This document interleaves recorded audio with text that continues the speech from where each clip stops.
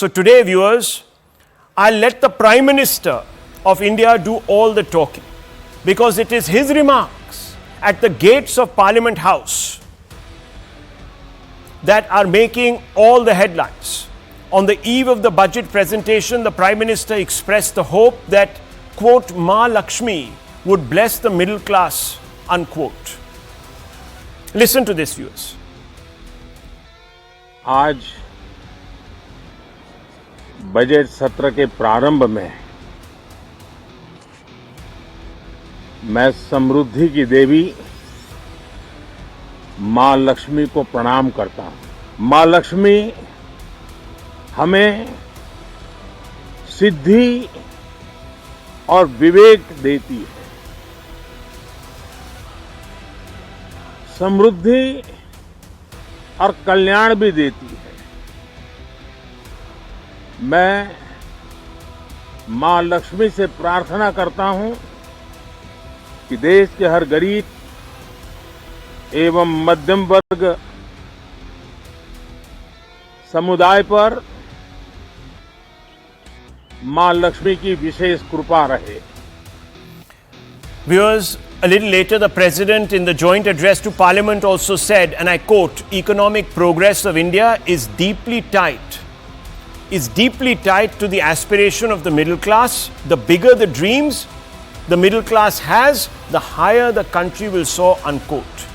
The remark by the Prime Minister and then by President Murmu sent a ripple through the country as many construed it to mean, or construed these remarks, these series of remarks to mean that the middle classes will be courted by the Finance Minister Nirmala Sitharaman in this budget of 2025. Now, you may recall that the Union Budget in July 2024 disappointed the salaried middle classes and individual taxpayers with limited changes. But this time, a combination of factors may be working behind the scenes to bring the middle classes into play. First, the government has realized that mere GDP growth is not going to address the problem of tackling inequality. Inequality is in fact not just a moral problem but a long-term growth deflator. And I'll talk you through some of these points, viewers. We'll put them on the screens right now. The biggest growth driver is consumption. And if millions and millions of Indians are deprived of money in their pocket, they will not spend. There will be no demand and less incentive for manufacturing, which will in turn mean fewer jobs. The Finance Minister has to put money in the hands of the middle class to spur real growth by raising per capita income. Salary hikes across India Inc. have stagnated at about 9.5%, which is just above inflation. Per capita income, the IMF tells us, is at about $2,697 currently for India. Per capita income needs to grow to 23,380, 10 times, to reach IMF benchmark for high-income countries. To achieve high-income country per capita income benchmark by 2047, the economy, now pay attention viewers, the economy must grow at 7.6% at least per annum. If we have to get to that benchmark per annum, you will be astounded to know that the Indian economy has only clocked growth above 7.6% just 7 times since 1991. And India has never sustained this level for more than 2 consecutive years. What are the chances, viewers? Already we are at about 6.3 or 6.5. The survey has come out and told us very clearly that it is not going to be substantially higher in 25-26. How are we going to achieve that Viksit Bharat target? How are we going to put money, viewers, in the hands of our consuming classes? And if the budget fails to boost private consumption by putting more in the hands of the middle class, it will be a huge missed opportunity. Second, viewers, the second reason why the middle class might be in play. Delhi goes to the polls on February 5th and the middle class has a massive sway over the result in the state. Concessions to the middle class could win the NDA. I'm not saying it will lead to some victory or bonanza at the hustings, but it could win you some additional brownie points. That might be a calculation. I'll be happy to be divested of my pessimistic assessment here. Now, the salaried class are keenly awaiting whether the upcoming budget 2025 will deliver the much needed tax relief to alleviating mounting financial pressures. The middle class expects relief in the budget on the tax costs they bear on their salary income, and there are some 5 or 6 expectations which you will see on your screens, and I want to quickly open this up, viewers. Those are some of the expectations. The income tax slabs, the limits might be changed, that there will be increasing the exemption limit to rupees 5 lakhs, etc., etc. Unified tax regime might come into play. There are several things that are being talked about. Capital gains tax, there's strong expectation that the exemption limit for the long-term capital gains on equities currently set at about 1.25 lakh, maybe increased to about 2 lakhs or higher, to allow investors to retain a more significant portion of their returns, and so on and so forth. There are certain expectations. But let's open this up. Let's have a conversation, and I want to first bring in Vinod Jain, CA and tax expert. We'll bring him in just a few moments. Gautam Chikarmani, look, I've done the maths. It's pretty simple. We need to grow. We need to grow at a high level. We need to grow beyond 7.6%. We've had a former CEA write a whole book about getting to about 100, getting to becoming the second or world's largest economy, and so on and so forth. All of that is predicated to a certain level of growth. Now, growth by itself is not going to bring equity in society. It's not going to lead to everyone becoming rich, etc., etc. First of all, can the budget become a vehicle? Are you expecting this tomorrow?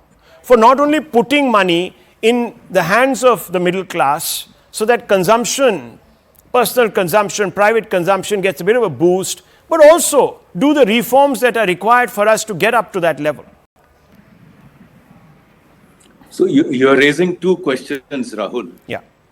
And both are extremely pertinent to the budget tomorrow. First question is that is 7.5 or the number that is 7.6% that you mentioned good enough? The answer is no, but you may be confusing real growth versus nominal growth. In terms of nominal growth, we have been growing at 9 to 10%. So and we need to grow at 9 to 10%. Yeah. Nominal growth is real growth plus inflation approximately. Yeah. And so if we grow by 9 to 10% or even higher, we will easily reach Viksit Bharat's target of $30 trillion economy by 2047. I don't see growth as a problem. The problem is that in the last 4 quarters, growth has been consistently falling. Manufacturing is at 2.2%. This is not to say that unlike some countries in Europe which have gone into recession, India is headed there. No. But I'm just saying the kind of growth India deserves and the kind of growth that India's potential carries and the kind of growth that the government under Prime Minister Narendra Modi has imagined is not happening. And there could be several reasons for that, and we can fix those later. The second point, you're talking about reforms. We just saw and you mentioned the economic survey. He talked about deregulation. And I don't think the government is very serious about deregulation. Jan Vishwas Act that came 2 years ago just decriminalized 113 provisions out of 26,134. Yeah. Now there is Jan Vishwas 2.0. I'm extremely hopeful that this will move forward.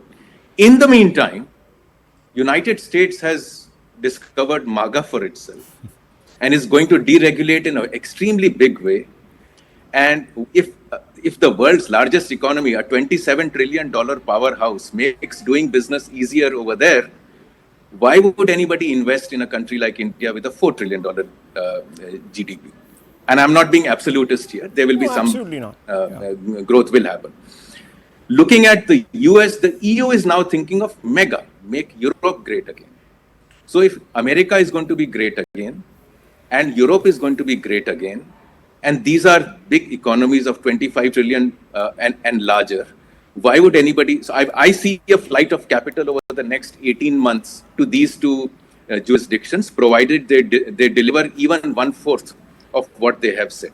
So I think India, which started earlier, has lagged the curve, and I think compliance reforms, deregulation, making doing business easier needs to be taken at a mission level by the PMO, the Minister's Office, which can bring all the forces, all the parts of the government together and push this. This is the reforms agenda. As far as the middle class goes, I think, yes, there will be tax relief. But, over the past three budgets, the middle class is like a frog in that boiling water. Yes. You began to boil the water slowly. Yeah. It began to get heated up. And today it's boiling and the frogs are leaping and they are angry. Now, whatever the government does will be less than what is expected. Exactly. It may give 4,000 rupees per month Yeah. a benefit to a household. The threshold tax, where 30% tax is levied, may go up to 50 lakh or 40 lakh. We don't, from 15 lakh or to higher. So these are the things that the budget can tinker with. Yeah. But in the meantime, the frogs are boiling. They are very angry. And you mentioned the Delhi election, so I don't know how to correlate the two. But logic tells me that it's time to bring the middle class back economically into the economic discourse, like you mentioned, in terms of consumption, but also simply in terms of inflation. Like over the past so many years, the inflation has gone up. I was just examining this number that the total income has reduced for the 5.5 to 9.5, those who earn 5.5 lakh to 9.5 lakh. The total income has reduced. So clearly there is something going on. There is a shift, and this frustration of the middle class needs to be addressed at walks. Needs to be addressed. Unfortunately, viewers, we know that we are not much of a vote bank. So we are always going to be seconded to the interests of the farmers and other more powerful vote banks that actually sway elections. And that's why perhaps we are last in the line. Now, Sanju Verma, look, I'm not only talking about the middle class here. There are expectations. What do you first of all think? Why suddenly is this middle class being courted? Why have we become so important? Please, I would also love you to school us, because, you have a very, very, very good economic understanding. So school us. Are we being too greedy? We want to give. We don't mind paying taxes. We know that we have a particular responsibility, but I think sometimes we are taken advantage of, and that worries me. And that's what's happening, isn't it? Okay. Rahul, thank you for having such a sane debate on a very important issue very quickly. And I would request that my chain of thought not be broken. You're free to ask me any tough questions as you will. I'm there to handle them and tackle them. First and foremost, what has the Modi government done for the middle class? I always say that enough is never enough. The middle class needs to be pampered more. Having put that disclaimer out there, let me tell you that the tax exemption limit was earlier 2 lakh. Now it is between 2.5 to 3 lakh per annum based on the age bracket. Earlier, the 30% tax rate kicked in at 10 lakh per annum salary. Today, it kicks in at 15 lakh per annum salary. Earlier, the tax rebate was 2,000 rupees annually. Today, it is 25,000 rupees. Earlier, the standard deduction was 30,000 rupees. Last year, the standard deduction was raised from 50,000 rupees per annum to 75,000 rupees per annum.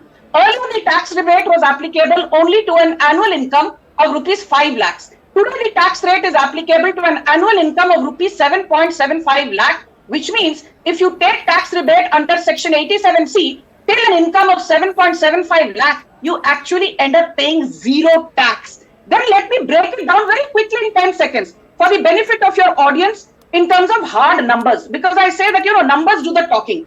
People say, oh, India's per capita income is less. Yes, our per capita income is $2,500 or $2,800. Luxembourg's is $143,000. Iceland's is $59,000. Brunei's is $87,000. Norway's is $56,000. But I wouldn't want to stay in Luxembourg or Brunei, where Luxembourg is only a tax haven and Brunei is entirely an oil-dependent economy. They are running on only one horse. The most important point, and I am doing research on this particular aspect. I've also released a small paper on this. Okay. The World Bank says, and now the IMF says, I've written on this, I'll share my paper with you. Don't look at just per capita income. Look at per capita household wealth. And the World Bank says that India's per capita household wealth is 20 trillion, $20 trillion, which means India's per capita household wealth is $15,000 per capita. Yes, the US has a per capita income of more than $78,000 or $79,000, but wait, you know what the debt to income of US is? it is 62.3% of GDP. What is the household debt to GDP of India? Only 17.4. I have in my study found that every US household has an average debt. Please, 10 seconds. Every US household has an average debt of $247,000. Every US citizen carries on his head an average debt of $107,000. So just looking at per capita income in isolation is not the way to look at things in a more holistic way. Is the way you should be doing it. My last point on GST, because people say GST ne barbaad kar diya. Rice, dal, atta, suji, besan, bajra, ragi, dahi, lassi, eggs, poultry, meat, fish, chicken. As long as they are not branded, they are not pre-labeled, they are not pre-packaged, the GST on all these essential items is zero. If they are pre-branded, pre-labeled, even then it is only 5%. Okay, I'll just ask a simple question. My final point, please bear with me for 20 seconds, like Dr. Ranganathan says, and you always indulge him. The biggest allegation is jobs. The RBI says in the last 10 years under Modi government, we created an additional 17.9 crore jobs with a 36% job growth. Under UPA from 2004 to 2014, we only created 2.9 crore jobs with a measly job growth of just 6%. So this whole narrative that jobs are not being created is a whole lot of balderdash. Okay, I look, Mr. Chikarmane, just one point. No, I need to now move on. Yeah. Can I please make just one point to him?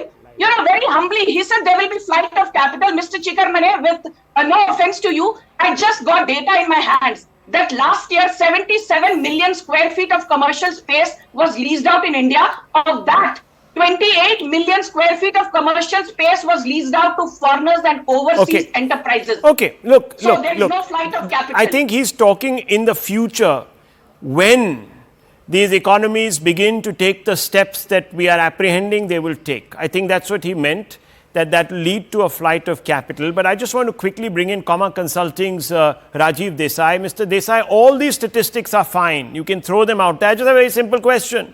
If that was so, why isn't the middle class and the other substratum spending? What's the problem? If they have so much money, if they're so well off, if they're so comfortable, where's the consumption? I have a feeling that in looking at numbers and percentages and growth rates and deltas and so forth, we're missing the point. We're like arranging deck chairs on the Titanic. Fact of the matter is that we need to grow the economy dramatically. If we have to grow but grow with some degree of equity, you need still larger growth rates. Okay. I don't see any of that coming, largely because I don't see anybody or any statements from anybody in officialdom that gives me any hope. I think that they're just coasting on these 6% growth rates and 8% growth rates and stuff like that. Let's not preempt tomorrow. But I respect your point. All very good, I respect your point, Mr. Desai. Let's not preempt tomorrow. Maybe there could be a few surprises, but the fundamental question I think you're also getting at, and I think I need to bounce this off the tax expert, Mr. Jain here, is that there is a problem. Now we can camouflage it, he said arranging chairs on the deck of a sinking Titanic, etc., maybe too extreme, but anyhow, that's his way of sort of colorful way of describing the situation. Mr. Jain, I have to ask you this, you're a tax expert. There is an issue here, frog in the boiling water, that income has reduced for those who are between 3.5 and 9.5 lakh earners. Why is this happening, sir? Number one. And what can the FM do tomorrow to dramatically alter this situation? I think... Go ahead. I can hear you. Please speak. Go ahead. Go ahead. You can hear me. Yes. Go ahead, please. Actually, the numbers which you see, based on the bare reading of the law, are not the real number of taxation. If you see old scheme vis-a-vis new scheme, in old scheme, our calculation is somebody who is drawing about 15 lakhs or even 20 lakhs, practically is not required to pay any major taxes because of the various kinds of deductions which are available in terms of house rent allowance, in terms of various other benefits which are available. in terms of the income tax law as far as the old scheme is concerned. And it is only people who really don't want to opt that old scheme need to go to this new scheme, the rates of which you are really referring to.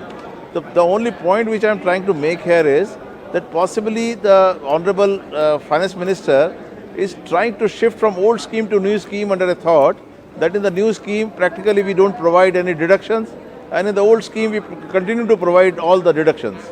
And in the new scheme, so you're saying there's going to be a unification tomorrow. Let's not get all excited. There'll be a unification of the schemes. There'll be nothing much more than that. That's what you're basically saying. Okay. No, I'm not saying that. Please don't put your words in my mouth. Okay. What I'm trying to say is, I am expecting a major benefit coming from the Finance Minister in the new scheme. And which will equalize the new scheme and the old scheme. Okay. And in that case, I think it will, the whole thing will be very clear to people that maybe up to 10 lakhs, 15 lakhs, there is hardly any tax which a taxpayer is paying. Because these misnomers, people keep on saying without even actually going through that. So you're saying in the new scheme there's going to be a big intervention. We'll see tomorrow. We'll of course connect back with you, Mr. Jain, for sure. But I want to bring in Dr. Ranganathan. Your thoughts, Dr. Ranganathan. Finally, the FM looking to court the middle class. Poll compulsion or eco-pragmatism? Look, Rahul, that's an interesting question. But before I answer it, I think we need to get a couple of specifics sorted. Number one, what is a middle class? What are the aspirations of middle class? And what are the SOPs, quote unquote, that the finance minister can give to the middle class? So, and why is the middle class always aggrieved? Let's be honest out here, to quote the middle class is one of the most difficult things to do, and this is not, I'm saying in anger at the middle class. We are amongst the middle class, aren't we? But the fact of the matter is, the middle class runs the country. Only 2% of adult Indians pay tax. In the UK, it is 66%. And every time this government thinks of having a new scheme, welfare, justifiably so, for the benefit of the Indian population, it extracts the money from the middle class. Perhaps less and less from the corporate, more and more from the middle class. It finds it easier to squeeze. Yes, it does give us SOPs from time to time and kind of tom-toms that look, we're doing something for the middle class. At the end of the day, the middle class is running the country. Let's be honest about it. The taxes that are extracted from us, I would say unfairly at times, the slabs are high, but we don't mind paying taxes as long as they are used efficiently and they are used for the right purposes. The question is, are they?